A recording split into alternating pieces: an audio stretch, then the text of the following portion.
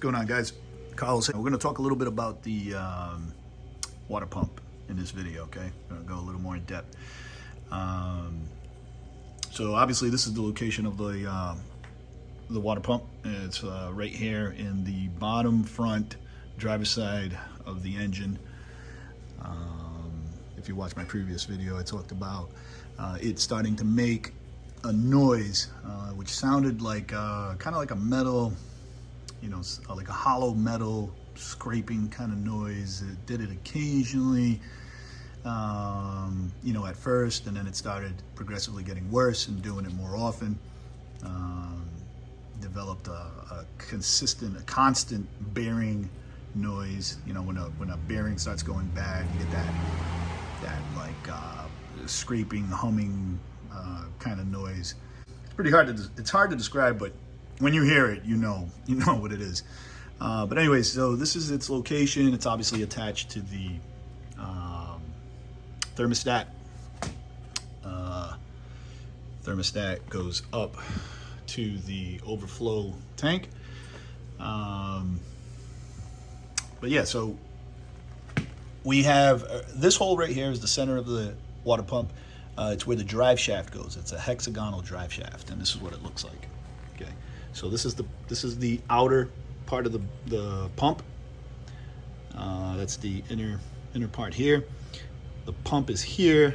Obviously, this pump attaches to it there. This is the hexagonal drive shaft right here. So I'm replacing this along with the pump, okay? And hopefully that's going to fix that noise. I have read that certain people have replaced this with a similar noise, and it hasn't fixed the problem.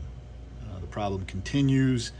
There is a chance that what is going bad and what's producing the noise is what drives that shaft, okay, which is a hex bit down at the other end of this shaft.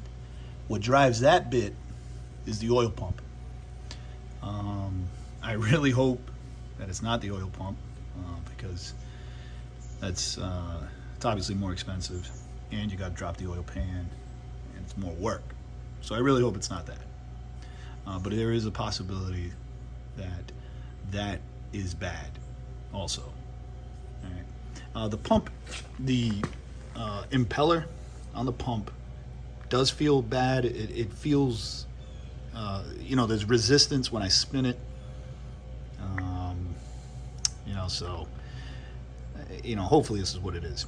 But the noise is there is a lot of play in the hex here in the drive shaft. There's play, so it feels like it's gotten loose, like there is some kind of some wear going on. So hopefully replacing the pump and the hex drive shaft will fix that problem. But I'm gonna try to reproduce the noise that it makes. All right, this is kind of what it sounds like. This tapping noise here. That's kind of what it sounded like, actually. It's really close to what it sounds like. And it started doing it more consistently. So hopefully replacing it's going to fix that problem. All right. But anyways, so this is cover. Pump goes in like this. All right. There's four bolts. They're inverted Torx. Very easy to strip, so be very careful when you're removing them. Once those are removed, this pump is going to be very difficult to pull out. But trust me, it comes out. You got to pop it out. There are two O-ring seals that hold it in place. And, you just got to work it evenly with a pry bar. You get yourself a small pry bar or a small screwdriver, and you work it in from under the car. You work it in here, and you just go around the shaft. You'll see where the piece, where this drive shaft piece enters this area here. And obviously there's an O-ring right here. And that whole O-ring holds pretty tight. So, you just got to work it around with a pry bar. Pops out. once you get it out, you're going to get a little bit of oil draining from here. That's normal. Okay. You're going to get coolant flowing from there also. All right. So now, when you're removing this pump, you have to remove the coolant bar that goes under the engine and into here. Okay. And in order to remove that, you got to take off the snub mount. This snub mount, they call it the torque mount, or you got to remove that. And in order to remove that, it can be done with the front clip on, but it's difficult. And you don't need it to be that difficult. Just trust me. Just remove the front clip. It's not hard. You take off that snub mount, take off that cooler line. I'll show you what it is here. This is it right here. Okay, so you're gonna remove that. There's one bolt on this side, two bolts on this side, pops right out, and then it makes it so much easier to remove that pump. Once you remove that pump, like I said, you break it down. There's 4 bolts on the back side of the pump that hold the pump to the outer housing. Separate them, replace that pump. You obviously got to replace all the gaskets, and then it's just reverse order to put it in. While I'm here, I'm replacing the bottom radiator hose, because it's the original one. It's old. There's a little gasket that goes in here, and you gotta. I'm just gonna replace it because I don't want any leaks after this all goes in. It's not that expensive. Okay, so I'm gonna replace the bottom one, and I'm replacing the top one. No leaks. While I'm in here, just get it done.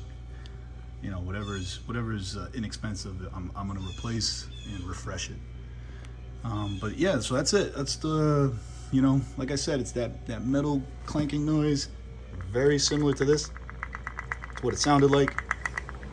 It's exactly what it sounded like, actually. And it was on startup.